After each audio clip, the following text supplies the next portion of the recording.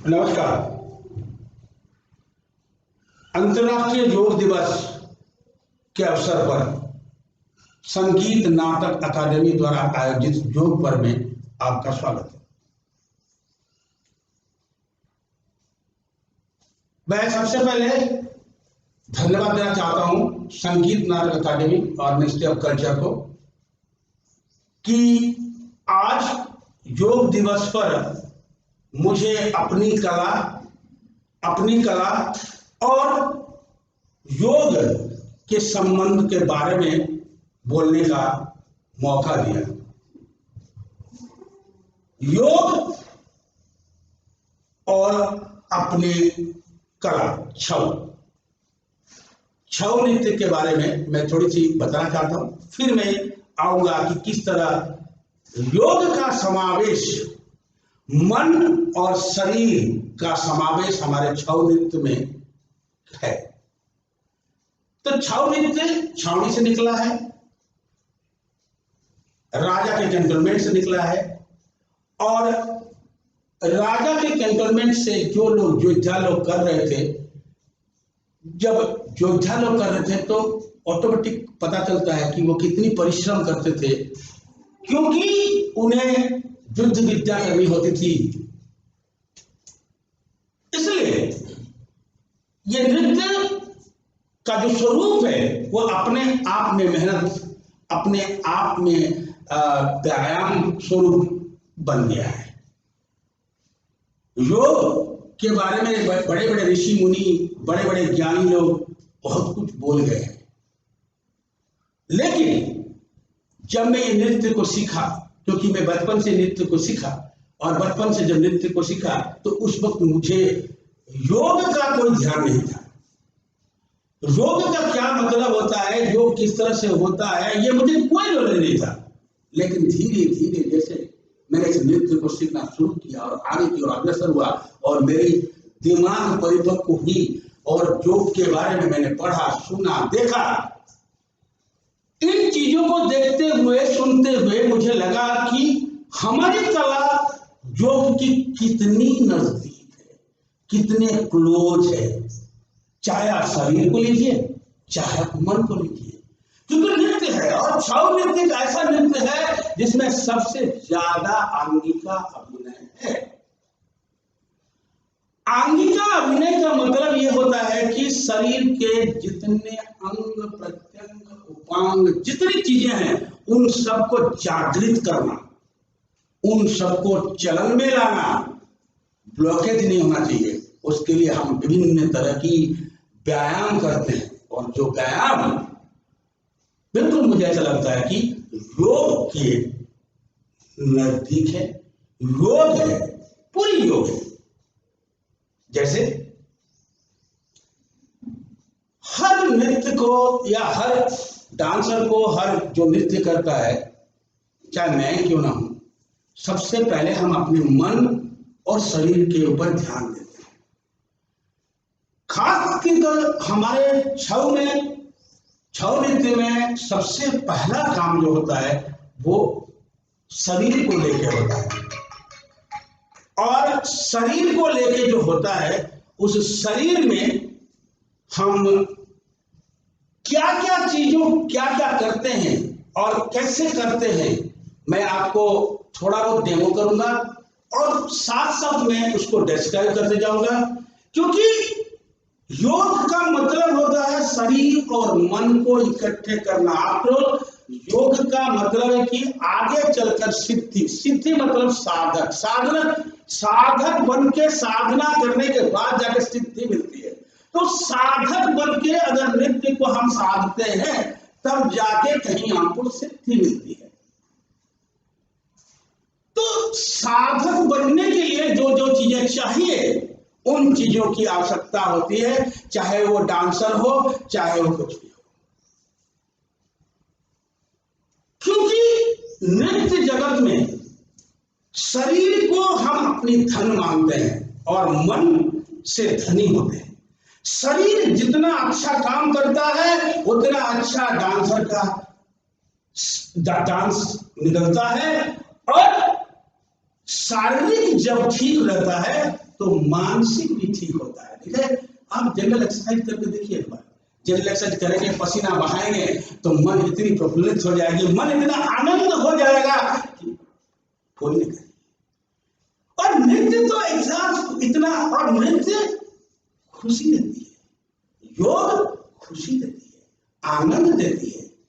तो मैं सबसे पहले शुरुआत करना चाहता हूं, हमारी परंपरा में सबसे पहले हम भगवान, क्यों कि आपको पता है कि शिव ही हमारा आदि गुरु है नृत्य के, और शिव से ही योग निकला है। तो आदि गुरु डांस के उनके शरीर और उनके योग दोनों इकट्ठे ना हो, ऐसा कभी हो नहीं सकता है। मुझे ऐसा लगता है कि जो भी देन है भगवान शिव की देन है, और शिव जी तो शिव जी है, इसलिए कहते हैं अंगिकम भुवनम यस्य वाचिकम सर्वभंगमयम् आहार्य चंद्र तारादि त्वं नमं सात्विकम शिवम। तो शिव की आराधना करते हुए हमारे यहाँ जब हम स्टार्ट करते हैं तो सारे डांसर खड़े होकर, हाथ जोड़कर, खड़े होकर हाथ जोड़कर केवल रिदम को सुनते हैं और उसे कहते हैं यात्रा घट, यानी कि शिव और पार्वती की दोनों की समावेश की आराधना है। तांडव और लास्य को मिलाकर आराधना है, यात्रा घट।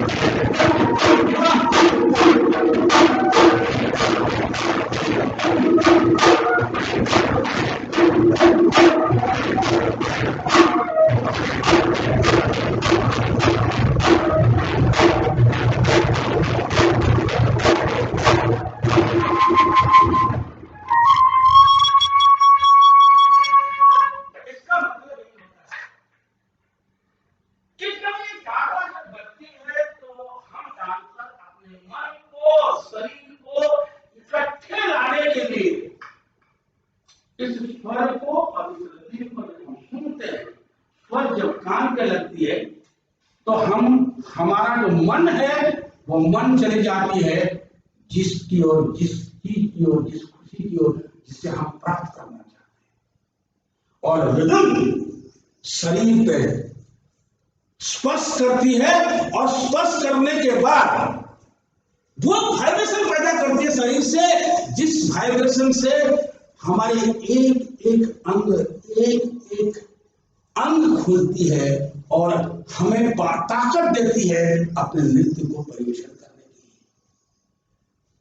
मैं इससे पहले कुछ आपको दिखाना चाहता हूं जिससे हम अपने शरीर की गठन करते हैं, शरीर को नृत्य के योग्य बनाते हैं, मन को नृत्य के योग्य बनाते हैं, क्योंकि नृत्य को मैं मानता हूं मन, माइंड और बॉडी, शरीर का खेल है।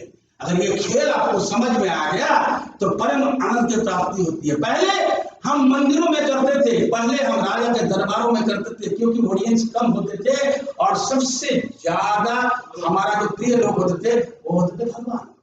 आज हम ऑडियंस के लिए काम करते हैं और वही से हमारा भगवान है, उसे ही भगवान स्वरूप मानकर हम अपने कामों को, अपने शरीर को, अपना मन को एकत्र कर कर नृत्य की परिवेशन करते हैं। तो सबसे पहले मैं कुछ एक्सरसाइज आपको दिखाना चाहता हूं जो मुझे लगता है कि बहुत ही नजदीक है योग साधना की, योग के नजदीक है। 10-12 एक्सरसाइज है जिस एक्सरसाइज को मैं देखना चाहता हूं। सबसे पहले मैं आपको एक चीज दिखाता हूं कि मन और शरीर की अगर एकाग्रता नहीं है तो आप इतने देर इस पोजीशन पर नहीं बैठ सकते हैं। जैसे आप आसन करते हैं तो आसन करने में जितना टाइम लगता है, जैसे मन लगता है, ठीक उसी तरह से मैं आपको एक मूवमेंट करके दिखाता हूं, फिर आगे मैं चलूंगा। अब 1 2 3 गो।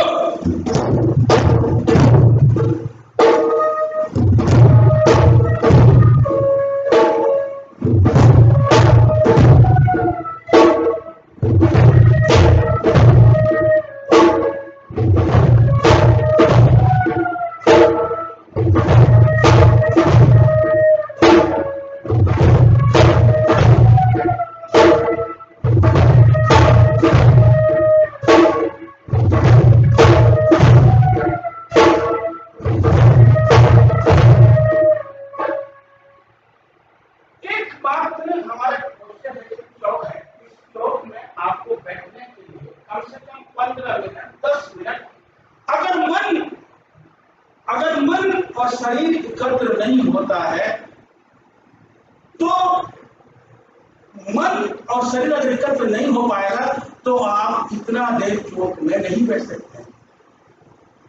तो मैं स्टार्ट करता हूं हमारे 2 शिष्य के साथ। एक है सुकांत कुमार आचार्य जो मेरा भाई है, दूसरा सतीश सिंह महोदय है जो हमारे यहाँ के सीनियर शिष्य है, अभी असिस्टेंट टीचर भी है और ये सीनियर टीचर भी है और आगे चलकर गुरु के इसमें जाएंगे। तो मेरा इच्छा है कि ये दोनों डेमो करके दिखाएं आपको कि किस तरह नमस्कार होता है। नमस्कार का एक पोजीशन लेंगे और फिर हम स्टार्ट करेंगे एक्सरसाइज।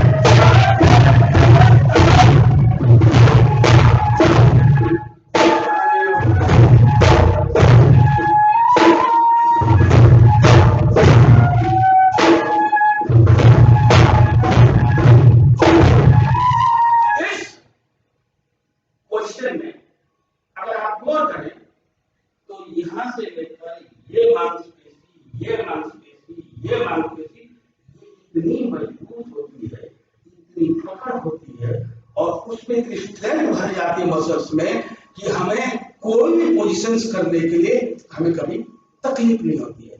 दूसरा, इसी पोजीशंस में लेके अपने पूरे शरीर को एक पैर में तोलना। रेडी? 1 2 3 गो।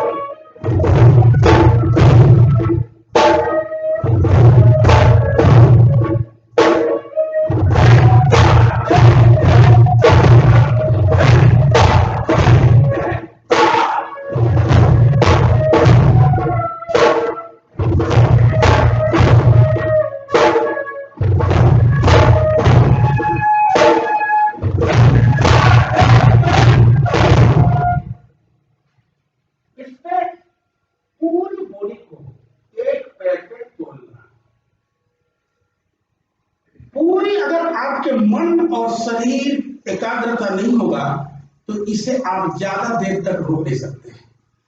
यह पोजीशन हमको बताती है कि किस तरह अपने मन और शरीर को एकत्र कर कर एक बनाकर पूरी शरीर को एक टांग पे हम खड़े रहते हैं। अभी बॉडी को स्ट्रेच करने का, शरीर को अलग अलग स्ट्रेच करने का तरीके में 3 नंबर से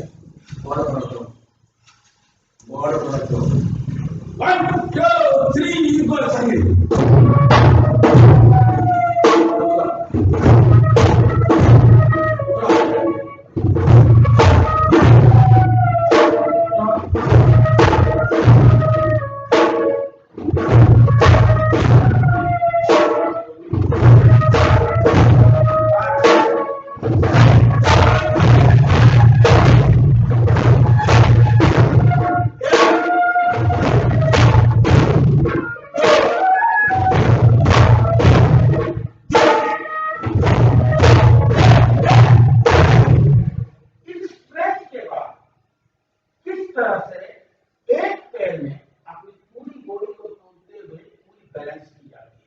जैसे 1 2 3 गो।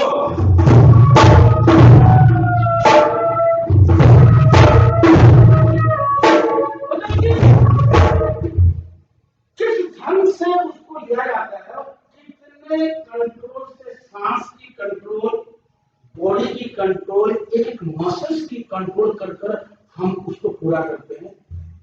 तीसरा 1 2 3 एक्शन।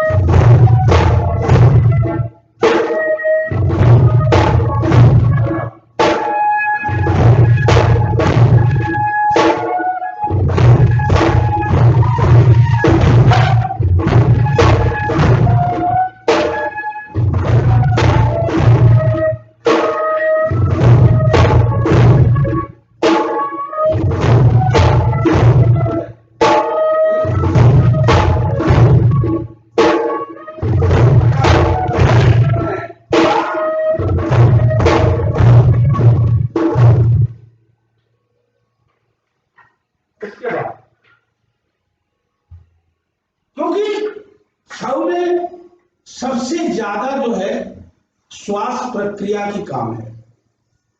निश्वास के ऊपर बहुत सारे चीज निर्भर करता है कि किस तरह से सांस लेना, कितने स्पीड में सांस लेना, कितने स्लो में सांस लेना, कहाँ सांसें रोकना। प्राणायाम का बहुत काम है, क्योंकि हम मुखौटे लगाते हैं और मुखौटे लगाने के बाद अगर हम सांस की कंट्रोल नहीं कर पाएंगे, प्राणायाम में हम कंट्रोल नहीं करेंगे, तो हम पूरी नृत्य को खत्म नहीं कर पाएंगे, आधे से थक जाएंगे या फेंट हो जाएंगे। इसलिए हमें बताई जाती है कि इस नृत्य को करने के लिए आप जंप करें, लिफ्ट करें, जितना आप जंप कर सकते हैं उतना आपकी सांसें फूलेगी, सांस के ऊपर कंट्रोल आएगा।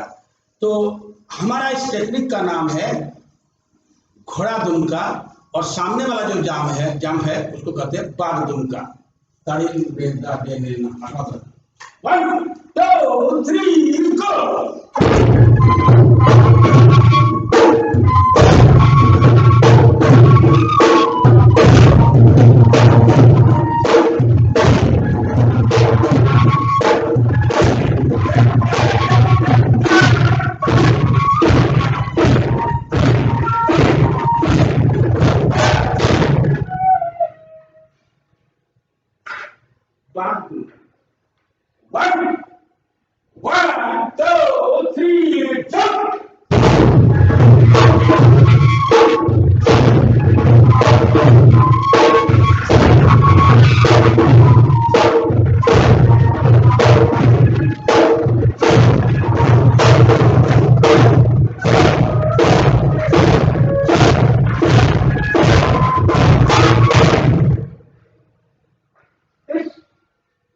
जंप के साथ इस आप खुद देख सकते हैं कि किस तरह से अपनी सांसें चलती है, कितनी जोर चलती है। जब आप रोजमर्रा जिंदगी में अभ्यास, साधना मेन चीज है। अगर रोजमर्रा जिंदगी में आप अभ्यास करेंगे तो ना आपकी सांसें खुलेगी, ना आपकी सांसें नीचे जाएगी, सांस वहीं काफी रहेगी। इसलिए कहते हैं कि योग में जिस तरह से साधा जाता है साधक बनकर, नृत्य में भी साधना की जाती है साधक बनकर। इसके बाद जो एक्सरसाइज देखा होगा उसको कहते हैं टाइगर स्टेज, यानी बाघ दावड़ा। इससे हमारा ये जो जॉइंट है ये ज्यादा खुलता है और आगे वाला जो नी से बेंड कर हम मसल्स को मजबूत करते हैं वो काम आता है। तो बाघ दावड़ा, 1 2 3 गो।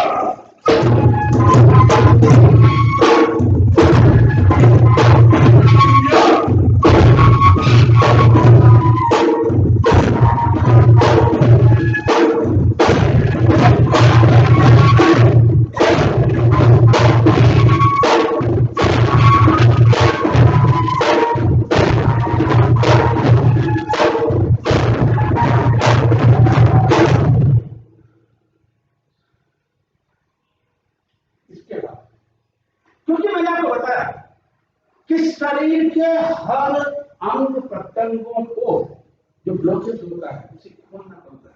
आपको पता है कि योग का जो सिद्धांत है और शरीर के लिए जो खास कर बनाया गया है, जो भी योग आप बात करते थे कुंडलिनी, ये सब जागृत करना पड़ता है। जब जागृत करते हैं तब जाके कहीं हमारा जो मन है या मस्तिष्क है या ये जो, इससे एक परम आनंद, परम सुख मिलती है।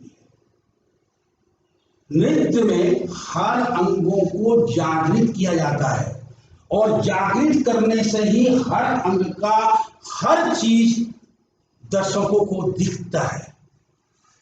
क्योंकि छौ वेस्टर्न अंगिका अभिनय हमें अपनी अंग प्रत्यंग और उपांग इन चीजों को जागृत कर रखना पड़ता है। ना केवल नृत्य, संगीत भी यही है और अभिनय में भी यही है।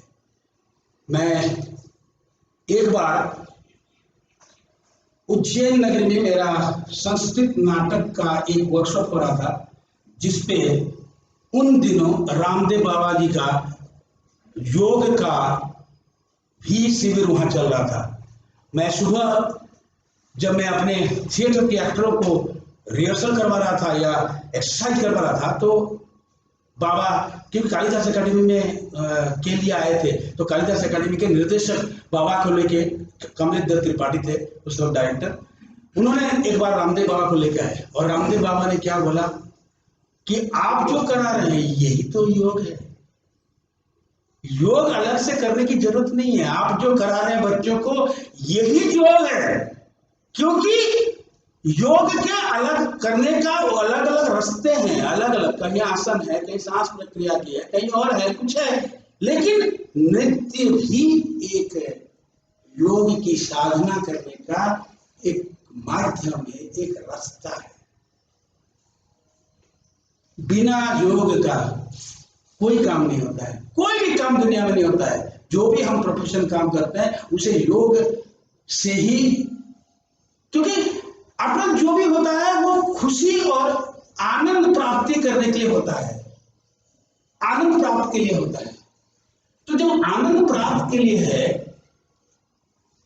तो एक मन और शरीर को इकट्ठा करकर ही तो आनंद प्राप्त की जा सकती है। इसके बाद जो एक्सरसाइज है वो, क्योंकि शरीर के अलग अलग भाग होते हैं और अलग अलग भागों के ऊपर हम काम करते हैं, ये कमर का काम है। इसे हम कहते हैं हमारे भाषा में अंतमुड़ा। 1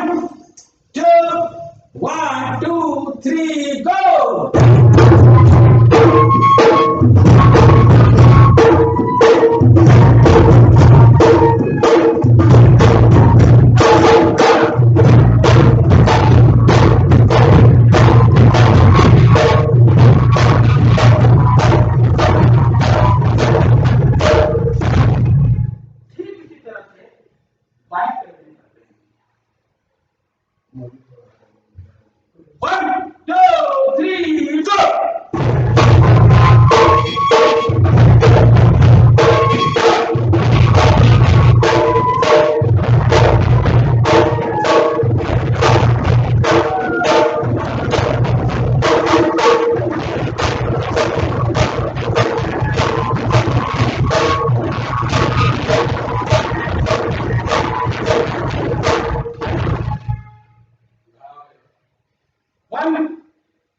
इसके बाद जो एक्सरसाइज है उसको कहते हैं खुला पसरा। दोनों पैर को, जितनी भी हम एक्सरसाइज करा रहे हैं, आप देखिए इसमें सारे का काम बॉडी का भी है और सांस का भी, क्योंकि बगैर इस दोनों की कंट्रोल से नृत्य करना असंभव है। रेडी, 1 2 3 गो।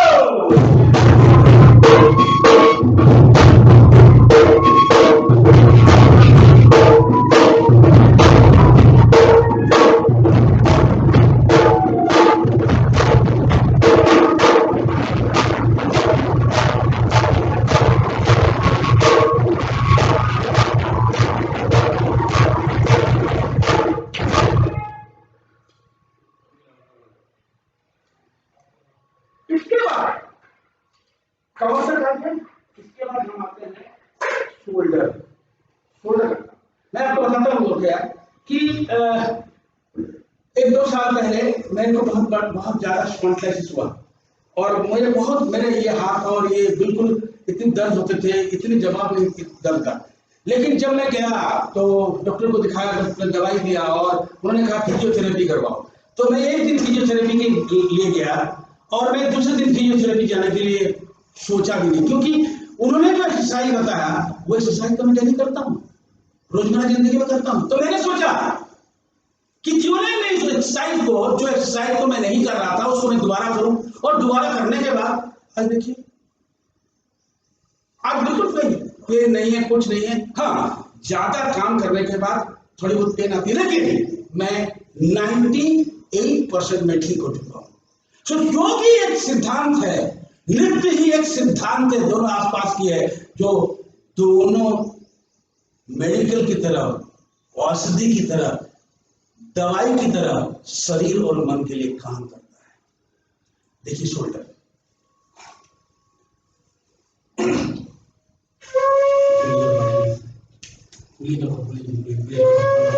One, 2, 3, go!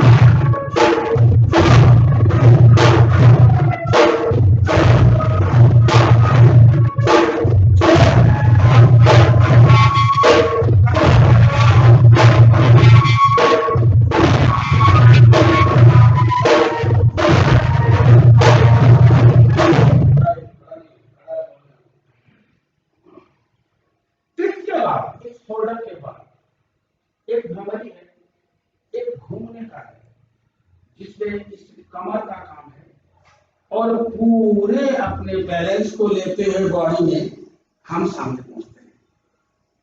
सब इसको बंद करो मतलब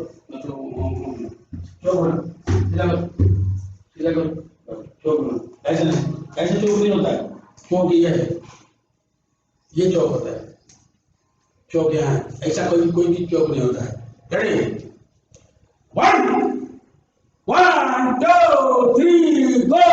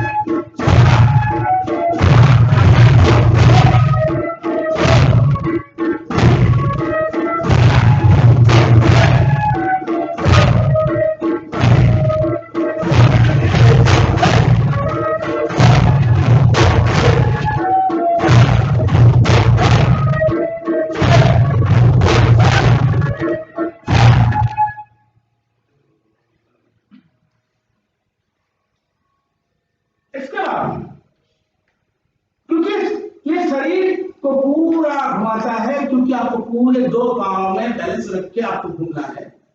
अभी एक पैर में स्ट्रेस मारकर एक पैर सीधा रखकर ये बॉडी को पूरा पलटाना है। इधर का काम है।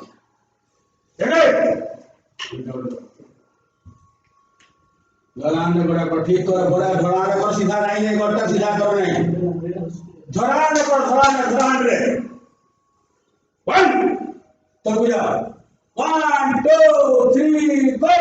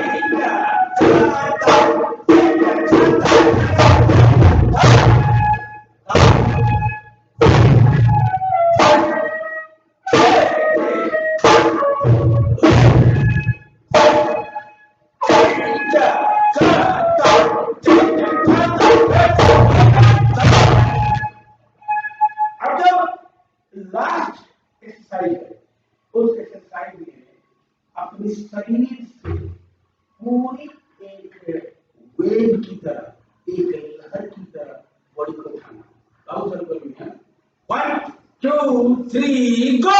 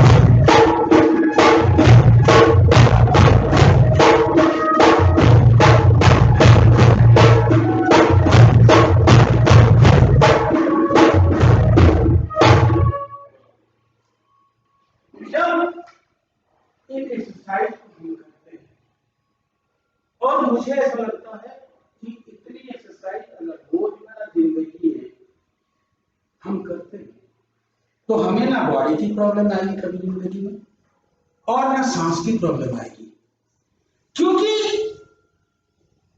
इतनी बार बार जब और साधक जब साधना करता है तो एक बार नहीं करता है, उसे बार बार करता है। इसलिए हमारे गुरुओं ने कहा था कि बेटा एक मूवमेंट को बार बार 20 बार 30 बार 40 बार 50 बार 100 बार करो, तभी जाके कहीं एक बार जब स्टेज में करोगे तो अच्छा होगा। और उसकी जब हम कोई गलत काम करते हैं, गलत हो जाती है स्टेज में, तो मुझे बहुत दुख होता है, एज ए डांसर बहुत दुख होता है। लेकिन जब मैं अच्छी तरह से अपनी बॉडी को माइंड को रिलैक्स कर करता हूँ मूवमेंट, तो मुझे जो खुशी मिलती है, योग से जो खुशी मिलती है, वही खुशी तो यहाँ मिलती है। अब मैं आपको बताना चाहता हूं कि कितने योग, ठीक है, वो एक जगह है, उसे एक रास्ते मिलता है, उसका एक अलग अलग ढंग से हम उसको ले जाते हैं। एक ही भगवान है, भगवान को प्राप्ति करने की अलग अलग रास्ता है। ठीक उसी तरह योग से सिद्धि प्राप्त करने के लिए, योग से खुशी प्राप्त करने के लिए, योग से आनंद प्राप्त करने के लिए अलग अलग धाराएं हैं, अलग अलग रास्ते हैं। और नृत्य भी एक रास्ता है, जिस रास्ता को अपनाने से मुझे ऐसा लगता है कि आप सिद्ध तो जरूर होंगे, और ना केवल शरीर, मन भी आपका खुश हो जाएगा। अब मैं आगे बढ़ता हूं कि छऊ नृत्य में जब हम इन सब चीजों को करने के बाद जब हम नृत्य की तरफ भागते हैं,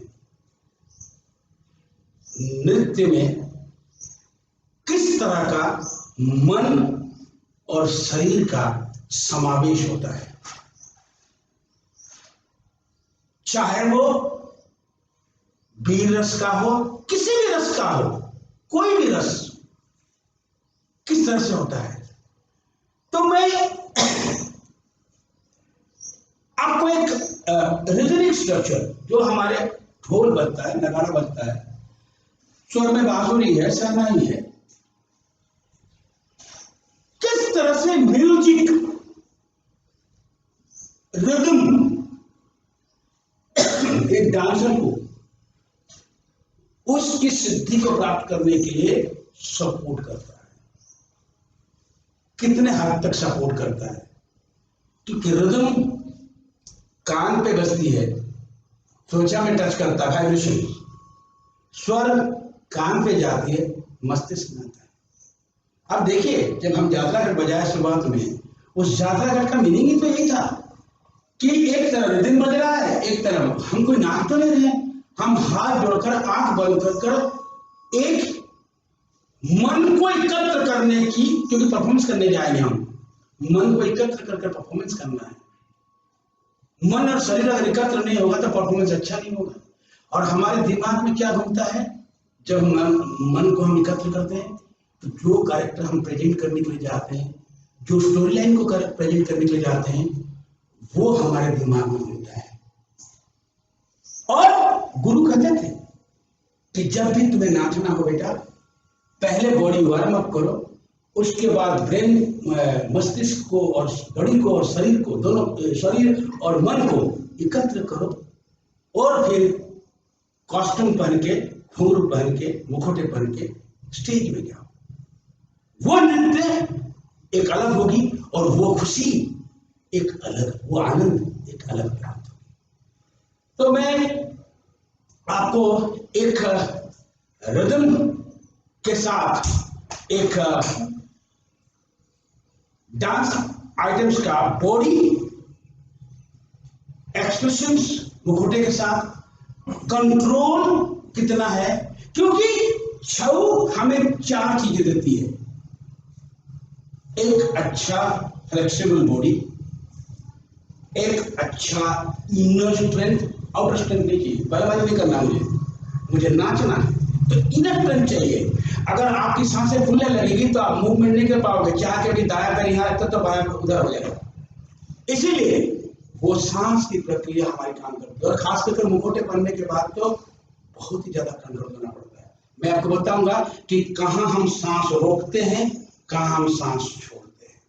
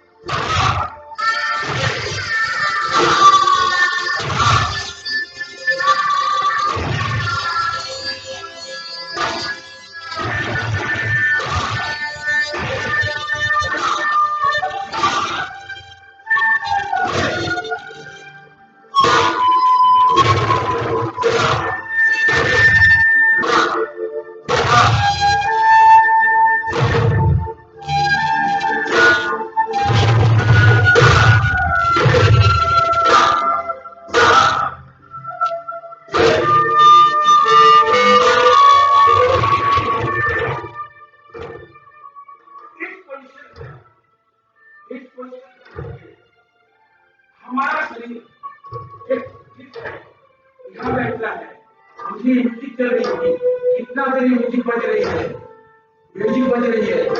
और मैं अपनी बॉडी को लेकर जा रहा हूँ।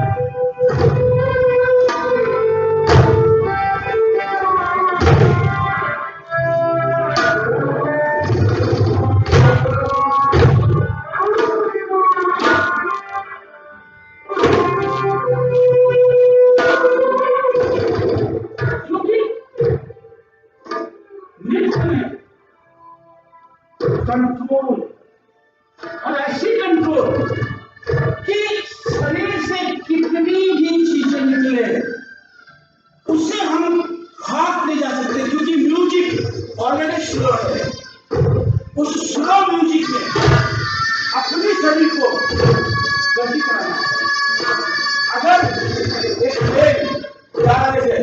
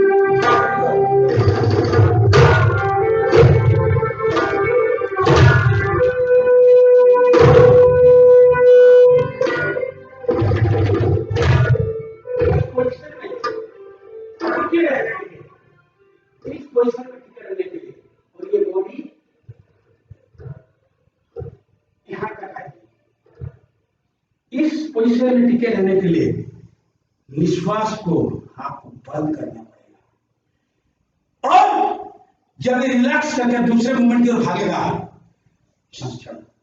निश्वास को रिलीज करना पड़ेगा। सांस को रिलीज किया जाता है। तो ये योग हमें सिखाती है कि किस जगह अपनी सांस को रोकना है मुखौटे पहनने के बाद, और किस जगह सांस को रिलीज करना है। ये योगी तो है, और क्या है।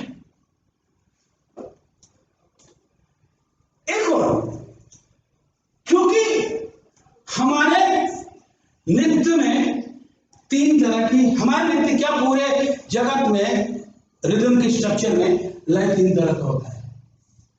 एक होता है विलंबित, एक होता है मध्य, एक होता है द्रुत। विलंबित लय में जो अभी बज रहा था, धा गे ना धा धिन ता, धा गे ना ता, ता।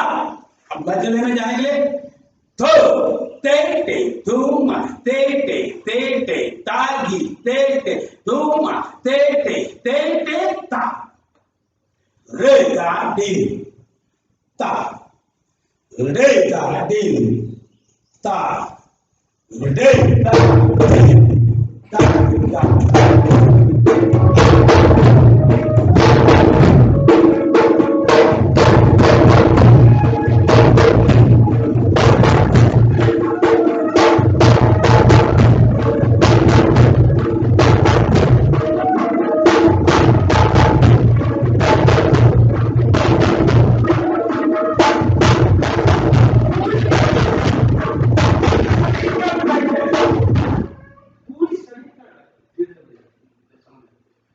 शरीर का होता है। देखिए 1 2 3 4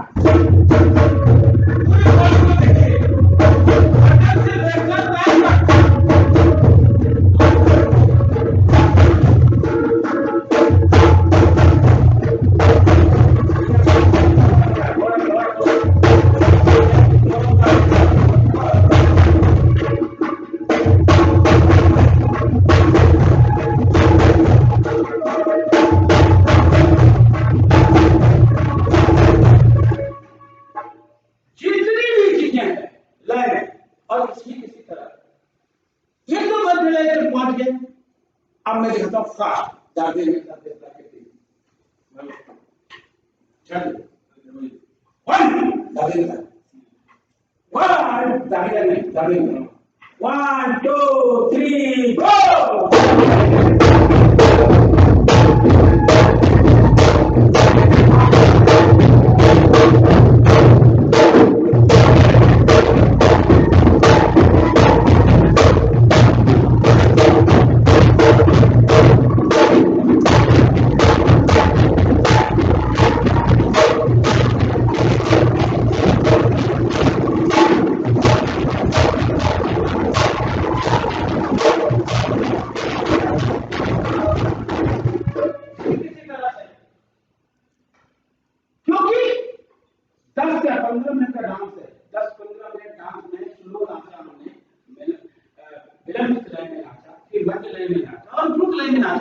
जब तक द्रुत लय पहुंचते हैं तब तक ऐसा लगता है कि अब प्राण पेट से छूटने वाला है।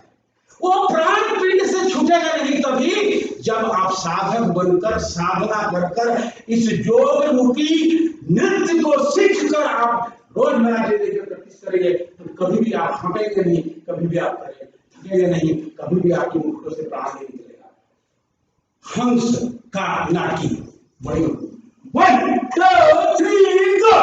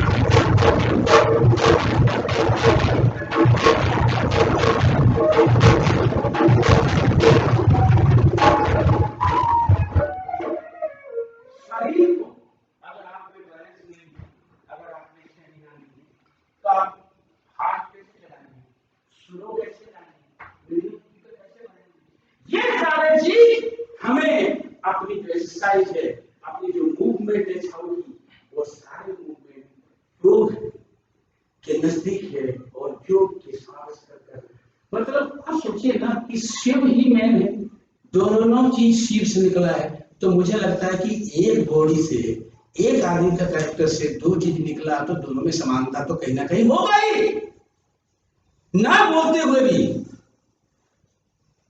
शिव जी का जितनी कर्ण है सब में आप एक तरह के आसन जैसे लगता है, और उन्हें करने के बाद अपने शरीर योग की सिद्धि प्राप्त जैसा लगता है। तो सच योग एक ऐसा, मैं क्या कहूं कि मुझे ऐसा लगता है कि मेरे जिंदगी में जब मैंने इसको सीखा और समझने की कोशिश करी तो मुझे ऐसा लगा कि ये तो सही बात है कि ऋषि मुनि जिस तरह से तपस्यारत होगी हिमालय में योग की साधना करते हुए, ना खाते हुए, ना पीते हुए, हवा को अपनी भोजन, पानी को अपना भोजन मानते हुए सैकड़ों साल जीवित रहते थे, सैकड़ों साल अपने आध्यात्मिक और बैठकर अपना जप तप करके सिद्धि को प्राप्त करते थे। तो ये नृत्य 2 साल या 3 साल सीख के कौन सिद्धि प्राप्त कर सकता है? मेरे 60 साल हो गए, 50 साल तो कम से कम मैं ना चाहूंगा। मुझे अभी तक अभी भी डाउट है कि कई चीजों में शायद मैं सिद्ध प्राप्त नहीं कर रहा हूं। हाँ, कई चीजों में, क्योंकि साल, 2 साल, 5 साल, 10 साल, 15 साल, 20 साल गुरुओं के साथ सीखा, नाचा कूदा, सिखाया बच्चों को, तब जाके कहीं एक्सपीरियंस हुआ कि वो ये मूवमेंट ऐसा होता है, इस मूवमेंट को इस तरह से करना चाहिए, इस मूवमेंट में यहाँ सांस रोकना है, इस मूवमेंट में यहाँ बैलेंस करना है, ये आप पता चल रहा है। और कहां से कंट्रोल आ रहा है, किस जगह से। अब छोटी सी बात देखिए ना, मन, अगर आपका मन खुशी है, खुश होगा, आपका मन प्रफुल्लित है, तो आपको कोई भी काम दिया जाएगा आप इसी तरह से और आप दुरुस्त कर लोगे। अगर आपका मन नहीं है, ठीक नहीं है, संतुलित नहीं है, तो आप कोई भी काम करोगे तो गलत होगा, ठीक नहीं होगा, जबरदस्ती आप कर रहे हो। इसीलिए नृत्य, योग, ये सब जबरदस्ती का चीज नहीं है। मैं तो कहूंगा कि नृत्य करें या ना करें, योग या नृत्य की जितनी एक्सरसाइज इतनी ही करें, तो मुझे लगता है कि हमारे जितने डांसर हैं, हमारे जितने संगीतकार हैं, जो लोग हमारा साथ दे रहे हैं, उन सब की शारीरिक और मानसिक वृद्धि जरूर होगी। और जब हम इन चीजों को करते हैं तो हमारी मानसिक बढ़ता है, हमारी सोच बढ़ती है, हमारी याददाश्त बढ़ती है। क्योंकि मेमोरी में रखने के लिए अगर मन को आप ठीक करेंगे तो आपकी ज्यादा याददाश्त होगी, याददाश्त बढ़ेगी। समय बीतता चला जाएगा, योग आपके साथ रहेगा। योग ना कभी मरा है, ना योग कभी मरेगा। हाँ, इसके 4 और नए रास्ते खुल जाएंगे, जिस रास्ते से आप योग की सिद्धि प्राप्त कर सकते हो। चाहे नृत्य हो, चाहे संगीत हो, चाहे अभिनय हो, चाहे पेंटिंग हो, किसी भी चीज पे, हर चीज में योग की आवश्यकता पड़ती है। अगर एक पेंटर को पेंट करना है कोई चीज का, उसमें भी योग की आवश्यकता पड़ती है। और वो योग साधना सभी को करना पड़ता है, योगी सबको बनना पड़ता है, साधक सबको बनना पड़ता है, और साधक बनने के बाद जाके सिद्ध होती है। इसलिए मेरा अनुरोध है कि जितने भी हम डांस करने वाले हैं, खास करके छऊ नृत्य के जगत का, मेरा एक सलाह मशुरा है कि आप अवश्य रिहर्सल करें, अवश्य प्रैक्टिस करें। जितना आप प्रैक्टिस करेंगे, जितना आप व्यायाम करेंगे, जितना आप रोजमर्रा जिंदगी में इसको अपनाएंगे, उतना आप हृष्ट पुष्ट रहेंगे, शारीरिक दृष्टिकोण से अच्छे रहेंगे, और मन प्रफुल्लित होगा। जहाँ मन प्रफुल्लित होगा वहाँ नृत्य अच्छा होगा, वहाँ परम आनंद की प्राप्ति होगी।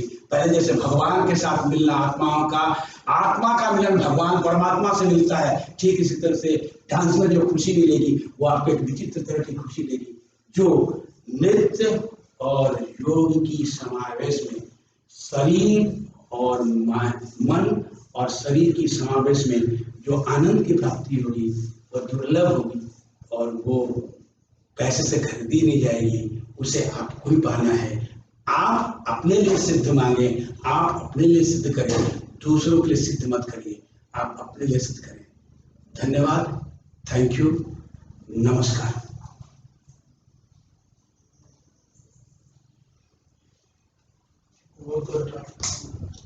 ठीक है ना? टाइम मिला तो टाइम इसी का लगे। हाँ, राइट।